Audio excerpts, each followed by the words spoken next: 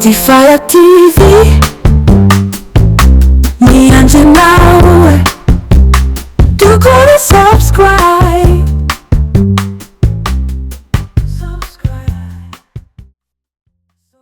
Nanone guhaye ikaze kandi ndagusuhuje, nizere yuko ahuri umeze neza kandi nawe niba utameze neza ndakwifuriza yuko ubuzima bwagenda neza cyane. Tuje abantu mukunda kubana na Fire TV aho muherereye hose, tubahaye salute kabisa, turabasuhuje. Hari haciyeho iminsi tutari kubonana abantu banjye, ariko umundi ntabwo tuba twabataye, ibyo tuba turimo ni akazi. Niyo mpamvu umuntu aragenda nyine agashakisha ubuzima, ariko namwe tuba turi kumwe kandi nizere yuko namwe mukiri gukunda ibyo turi kubagezaho kuri platforms zigiye zitandukanye. Iyi ni Fire TV, wowe ukidukurikira aka kanya ukaba utarakora subscribe, kwifuriza yuko wagenda ugakora subscribe ndetse ukaba wakora share kugira ngo ibiganiro tukugezaho bigire kuri benshi, maze nabo bakomeze kugenda baryoherwa n'ibintu by'ingenzi kandi by'ingirakamaro tubagezaho muri ubu buzima. Ahangaha rero mukore bikubwire kuri Fire TV, rwose nari mbakumbuye cyane kandi ndatekereza yuko namwe mumurikiye mwari mumumbuye cyane. Natekereza ko agafilime mperuka kubagezaho kabanogeye abantu, nagiye mbona commentaire nyinshi cyane abakunzi ba Fire TV bishimiye iyi filime, kandi hari n'ibindi byiza byinshi cyane barimo kugenda gutegurira. Twese rero anga kuri Fire TV uyu munsi nagarukanye na topic ebyiri zitandukanye, ariko nkabanekereza yuko ari topic ziri buze kuba ziri bubanogere kandi ziri buze kubashimisha, kuko ni topic kabisa nekereza yuko uri muntu wese udukurikiye aka kanya yafata umwanya akicara akadukurikira kugira ngo zize kuza kuba zamuryohera, kandi harimo inyigisho nyinshi cyane ushobora kuba wabana nazo, cyangwa se ishobora kuba zagufasha muri buno ubuzima turimo bwa buri munsi. Hari inkuru nyinshi rero zagiye zitambuka muri iki gihe tumaze tutari kubonana hano kuri Fire TV, ariko nyinshi n'ubundi ni za nkuru ziganjemo ibintu byo mu buzima busanzwe. Hari inkuru zo muri siporo, hari inkuru zo mu buzima busanzwe. Ngira ngo duheruka kubonana tarumva ikibazo cya Chateau Marara hariya Karongi, aho yakiriye abantu bikaba ibibazo ngo bamwe bakiriwe nabi. Ibyo simbisubiramo, wenda mwana nabikurikiye kuko bimaze iminsi biri gutrendinga. Hari ikibazo muri siporo kiri kuvugwa mu ikipe ya APR FC, aho hari abantu bakurikiranweho ibintu bigiye bitandukanye, bakirimo mu iperereza, barimo gukora iperereza ku bijyanye n'amatike ya APR yajyaga muri CAF Champions League, umukino wayihuje n'ikipe ya Pyramid yo kwishyura. Ibyo ni biri gutrendinga. Hari muri entertainment harimo kuvugwa intambara hagati yo bita Eve na John. Ibyo byose murabikurikira ku ma platforms agiye atandukanye. Sibyo rero ngiyewe nde kubabwira, ahubwo uyu munsi mfite agatopic nshaka ko tuganiraho. Ese waruzi yuko hari ibintu umuntu amenya gusa ari uko yakuze? Hari ibintu udashobora kumenya ukiri muto, ukiri mu myaka yo hasi, bisaba yuko ubimenya ari uko wakuze, cyangwa se ari uko wegeye mu cyiciro cyo hejuru, imyaka yawe igenda izamuka. Uko bisa kose birumvikana neza ko hari iyo ukiri muto mu myaka yo hasi hari ibintu udatekereza, ariko hari ibintu burya umuntu amenya ari uko yakuze. Ibyo bintu iyo ugira amahirwe ukaba wabasha kubimenya ukiri umwana utarakura, biba ari byiza cyane kuko biragufasha mu buzima. Ariko akenshi iyo turebye nka la majorité ku kigero cyo hejuru, hari ibintu dusanga umuntu abimenya ari uko yakuze, cyangwa se ari uko yabaye umuntu mukuru. Ni byinshi rero umuntu ashobora kumenya ari uko yabaye mukuru utapfa kumenya ukiri umwana, ariko kuri uno munsi ndaza kukugezaho ibintu bitanu. Ni byinshi ariko nagutoranyijemo ibintu bitanu byakugirira umumaro umuntu amenya ari uko yakuze. Ushobora kuba wenda wari ubizi, ushobora kuba ari ubwa mbere ubitekereje, wenda usanzwe wari ubizi ariko utabitekerezagaho cyane. Icyo nshaka kukubwira ni uko ibyo bintu umuntu abimenya kenshi ari uko yakuze, kuko akenshi iyo ukiri umwana ubona ubuzima buryoshye, ubona ibintu ari byiza. Abenshi bavuga ko abana ari n'ibisekeramwanzi, ariko hari ibintu iyo umaze gukura ugenda uhura nabyo ugatangira kubona ati ewana, iyi si noneho ni hatari kabisa. Ugatangira kubona noneho uburyo isi nyine ikaranga umuntu, cyangwa se uburyo isi noneho ikomeye, ubuzima bukaba bwiza, cyangwa se bukaba bwabana nabo ibikorwa byose tubana nabyo hano ku isi. Niyo mpamvu rero muhaye ikaze mu kiganiro kuri Fire TV. Nizere yuko bibuze kunogerwa n'ikiganiro hamwe nanjye, ukaba uri gukurikira kandi ugiye kubana nanjye Sostify uko bisanzwe, ngira ngo urabibona.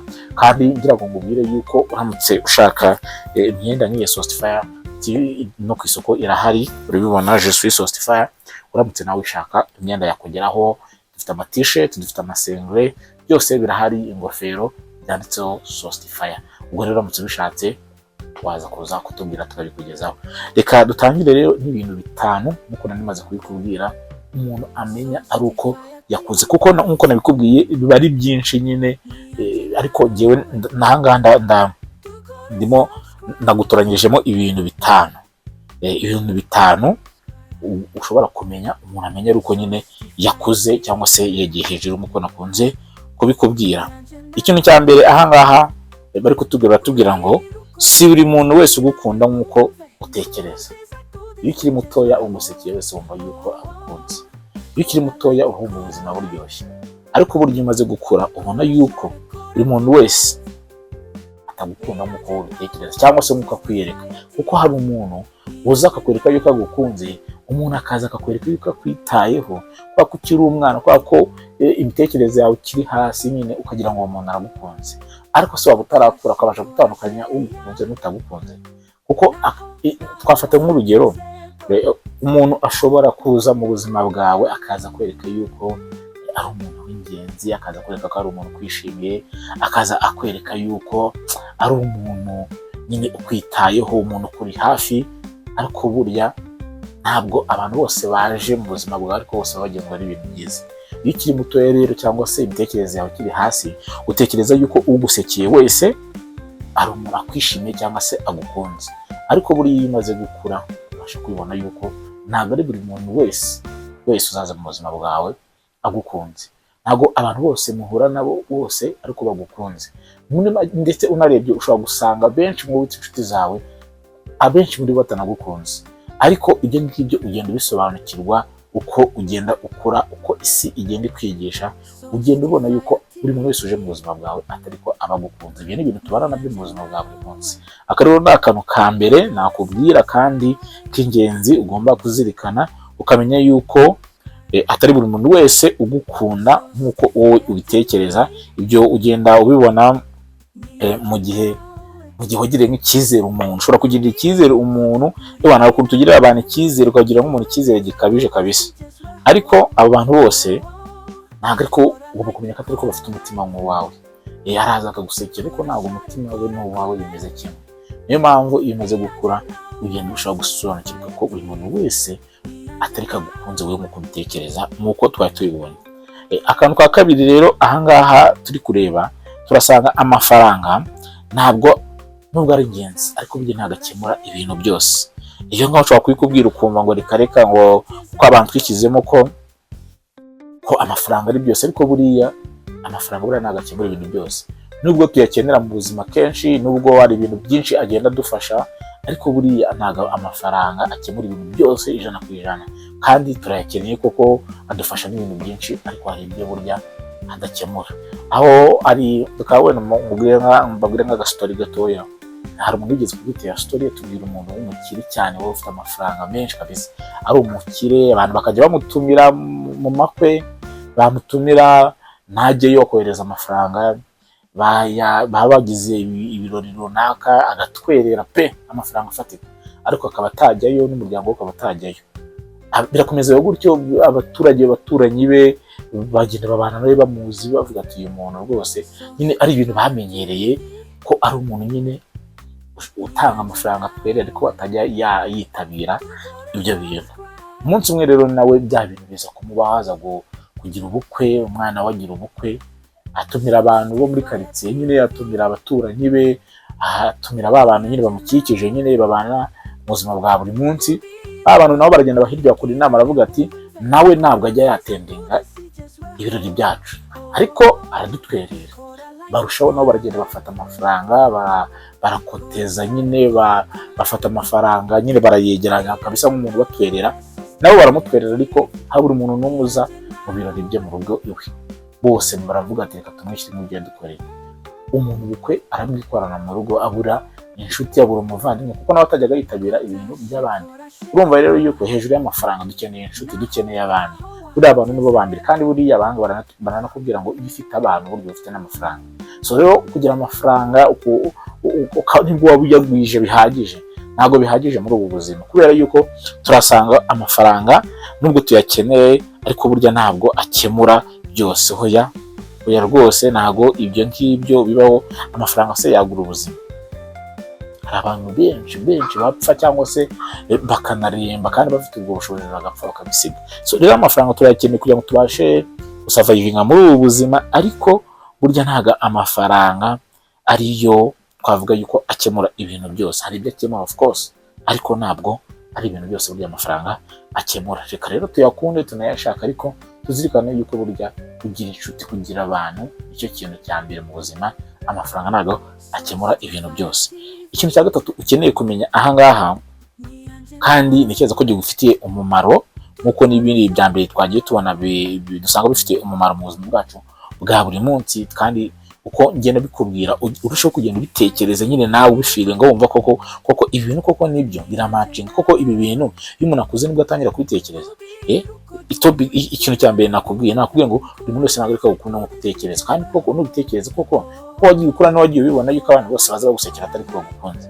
Ese icya kabiri, amafaranga ko tuyakeneye, ntabwo uko wagiye ukura n'uwagiye ubona abantu bayafite bagenda bagapfa bakayasiga, cyangwa se umuntu akaba yahura n'ikindi kibazo mu buzima amafaranga akamunanira. Turayakeneye ariko ugasanga mu buzima hari ibindi dukeneye. Icya mbere ni inshuti, amafaranga nayo akaza kuko ifite abantu, n'amafaranga aragenda araza kubera abantu. Ikintu cya gatatu ahanga nshaka kukubwira nuko ugomba kumenya yuko gufata umwanya ukabaho wenyine burya ntabwo ari igihombo.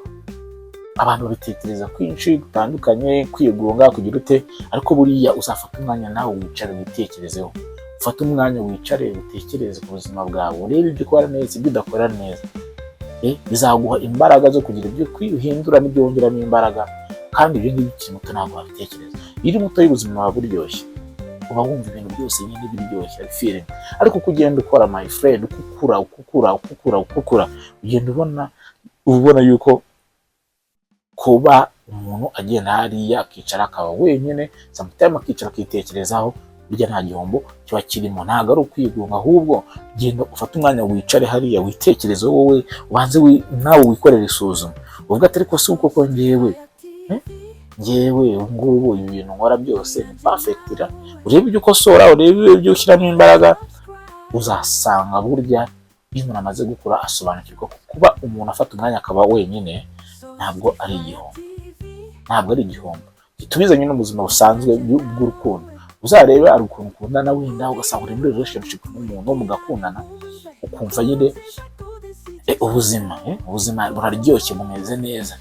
Ariko iyo wamaze gukura, niyo mutandukanye umuntu, cyagiye wicara ukitekerezaho, bituma ureba ninjye namuhemukiye cyane wamuhemukiye, cyangwa se bigatuma nawe witekerezaho kwikunda. Rero burya kwicara nawe sometimes ugafata umwanya ukabanza ukitekerezaho, ukiyigaho, ukabanza ukisuzuma, burya ntabwo ari igihombo. Uramutse rero uri mutoya ntabwo ibyo wabyumva, ariko iyo umaze gukura ugenda ubisobanukirwa, ugenda ubona yuko ufata umwanya ukaba wenyine nabyo bitari igihombo, kubera yuko bituma nyine ufata umwanya ukitekerezaho, ugatekereza ku buzima bwawe, kandi bikaguha n'imbaraga zo kureba ibigufitiye umumaro, wicaye witekerejeho kabisa, wigenzuye, ukaba wafata imyanzuro myiza.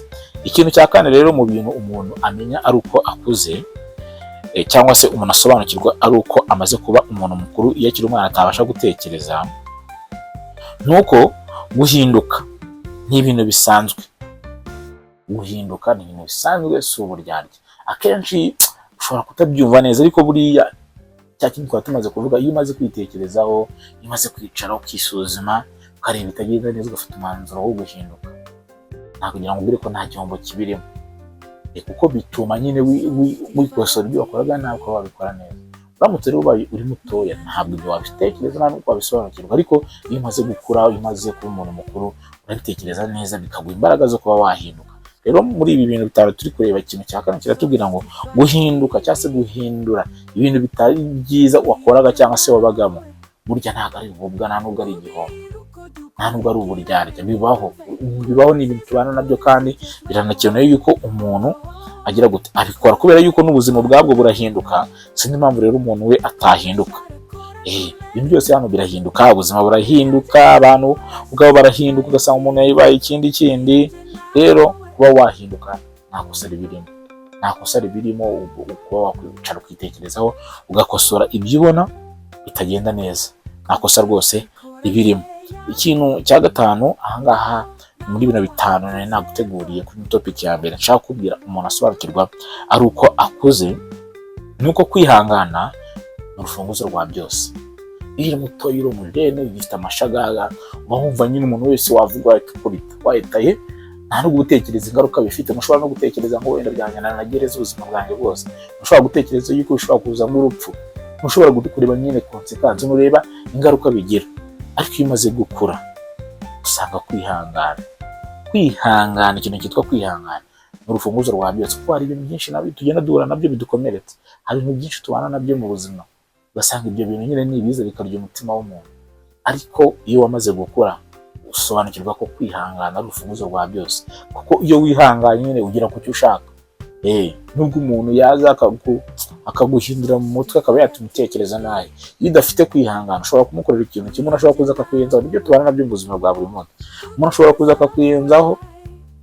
Iyo rero utakuze cyangwa se utari mukuru mu mutwe, ushobora kumva ko guhangana nawe ari byo byiza. Nyamaze uwo muntu ashobora kuza ugasanga wowe kwa kutihanganye, ibyo ukoze nyuma ibyo bibaye bibi cyangwa se nibyo bigize ingaruka kurusha ibyo yagukoreye mbere.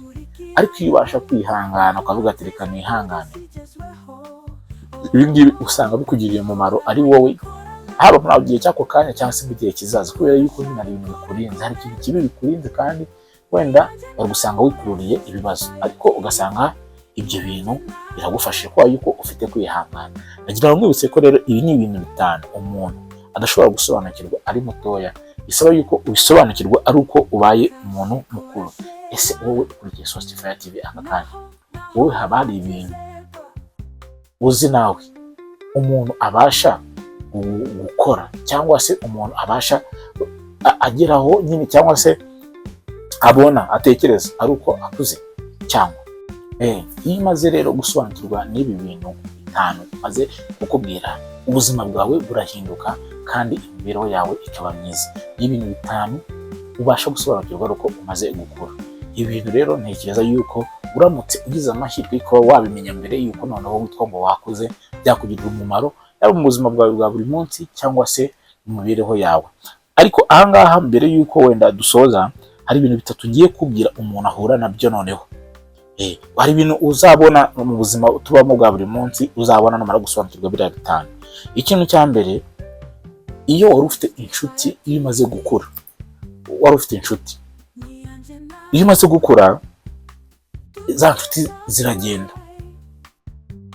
Akenshi uzarebe hari igihe usanga umuntu afite inshuti zo mu bwana, ariko hari n'izindi, hari inshuti zigenda uko ugenda ukura, hari inshuti zigenda ziva mu buzima bwawe, uzayibona. Nibyo hari izaguma, ariko hari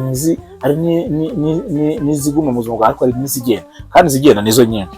Uzi impamvu ishobora gutuma izo nshuti, imwe mu mpamvu ituma izo nshuti zigenda, uko ugenda ukora inshuti zimwe zigenda, nuko hari inyungu zajyaga zibahuza zitangira kugenda zishira. Uko ukura hari inyungu zaguhuzaga n'umuntu, ariko uko wenda nimukiri mu cyiciro kimwe cyangwa se ubuzima bwanyu buratandukanye. Niba wiberaga mu rugo iwanyu, inshuti yawe muhurira muri quartier cyangwa se muhurira ahantu nyine mukorana, se n'urugero, ushobora gukura ukava muri ako kazi wakoraga wenda ukabona kandi gatujya gukorera ahandi hantu. Iyo ugezeyo nawe ukereya izindi nshuti, noneho za zindi inyungu mwarimu zari zibahuje we nawe, ugasanga nyine ko zishize cyangwa se zigiye, wa muntu aragenda, usange agiye mu bundi buzima, nawe ugiye mu bundi buzima, kubera yuko nyine ari imirimo iratandukanye, cyangwa se ari n'ubundi buzima mwabanaga burahindutse. Niba wenda wari umusore cyangwa wari umujama, mwajyaga mukinira umupira, ukaba uvuye muri iyo quartier ugiye ahandi, aho handi ugiye uzasanga izindi nshuti, usanga wa wundi ikintu cyabahuzaga wenda n'umupira, ariko uko ugiye nyine uwo mubano nawo uragiye. Kuko rero umuntu agenda akura n'inshuti ziricagura, zimwe zikagenda hakaza izindi, zimwe zikagenda hakaza izindi, kuko burya kenshi nyine butewe n'inyungu abantu bahuriramo mu buzima bwa buri munsi, nyine ibyo byafekta n'inshuti uri bugire. Byafekta inshuti uri bugire. Niba uri umuntu w'umubosi, akenshi uzareba usanga n'inshuti zawe ari ababosi. Rero iyo ubaye uri wa muntu wirengagiza, ushobora gusanga wari umukene, umwirengagije, nyamaze yari inzira nziza ko bamufasha kuba nawe yatera imbere. Indi impamvu, ikindi kintu nakubwira nuko iyo umaze gukura hari ibintu byinshi bigenda bihinduka. Hari ibintu byinshi rwose bigenda bihinduka. Tuvuge hari igihe ugeramo uvuga ko ubuzima buri kuryoshya, gusohoka, kurara muri boîte, urya akazi kihe, ariko uko ugenda ukura nyine bimwiyongera kuko inshingano ziriyongera. Of course inshingano ziriyongera. Niba wari umusore ntabwo ibintu wakoraga cyangwa se ubuzima wari ubayeho, lifestyle yawe uri umusore itandukanye na lifestyle ugiye kubamo umaze gushaka cyangwa se umaze kubaka urugo. So rero uko ugenda ukura hari ibintu bigenda bihinduka nyine biva mu buzima bwawe, ugasanga rero hari ibintu nyine bigiye haje ibindi nyine bijyanye n'icyo cyiciro ugezemo cyangwa se mu rwego ugezemo. Akantu ka nyuma ari nako twasorezaho ni akantu kavuga ngo ugomba gusobanukirwa. Iyo umaze gukura usobanukirwa, kajya guhura na bimwe bya mbere. Iyo umaze gukura usobanukirwa yuko abantu bose ariko bishimiye iterambere ry'umuntu cyangwa se iterambere ryawe. Iyo ukiri muto abantu bose baba gusekera, twabibonye hejuru. Rero iyo umaze gukura bigendana n'iterambere ryawe, ntabwo ariko buri muntu wese ariko azabyishimira, ntabwo ariko buri muntu wese azumva ngo kanaka yateye imbere ngo abyishimire. Hoya, hari abantu bizababaza, hari abantu batazarara basinziriye kuba ariko wowe wateye imbere, ariko kubera yuko nyine ni umugisha wawe, kandi buriya nta n'umuntu ugendana umugisha wawe. Buriya umugisha wawe wowe umurikiye aka kanya ni uwawe, ntabwo ari uwanjye, nanjye uwanjye si uwawe. Niyo mpamvu rero ibintu byawe bibemo kandi ubikore neza, kuko umugisha ni uwawe. Uyu munsi bishobora kuba bitari kwemera, ariko ejo bikaba bizemera, kubera yuko niyo lifestyle tubamo. Ubuzima ni ups and down. Uyu munsi ni byiza, ejo ni bibi. Uyu munsi ni byiza, ejo ni bibi. Ubwo buzima tubaho. Rero iyo umaze gukura usobanukirwa yuko buri wese ntabwo ariko agenda mu iterambere ryawe, nta nubwo ariko aryishimiye. Ibyo ngibyo ntabwo wabimenya rero utarabaye mukuru, ariko iyo ubashije kugira amahirwe yo kubimenya uri mutoya, bikugira umumaro. Iyo ubashije kubisobanukirwa utarakura, biba byiza kuko byubaka ubuzima bwawe, ukaguha umurongo. Ni byinshi rero twaganira n'abakunzi ba Sostify TV. Nkomeza kubwira wowe udukurikiye utarakora subscribe cyangwa se utarakora share, like, utubwire na comment icyo dushobora guhindura. Ndagusaba kubikora aka kanya. Kanda kuri subscribe uduteze imbere, kandi Imana iraguha umugisha mwinshi cyane. Ndabashuje rero mwese twabanye, kandi inshuti zanjye zose aho ziri hirya no hino, mwaba bari mu gihugu, abari mu mahanga, mwese ndabasuje, abo nibuka ndetse n'abo nibuka. Pfa ko wowe gusa tubasha kumvikana mu rurimi, ubwo uri inshuti yanjye. Ndabasuje kandi ndabashimiye ko twabanye. Nizere yuko ibindi biganiro mukomeza kubikurikira, ntabwo tugiye ubuhera. N'ejo tuzaba turi kumwe ahangaha kuri Sosify TV ni mu rugo. Nizere yuko aho uri ukomeje kugikurikira umeze neza cyane. Reka dusubire ubutaha rero. Nizere yuko Imana ikomeza kukurinda. Ciao. As usual, je suis Sostify. Thank you. Stay in touch.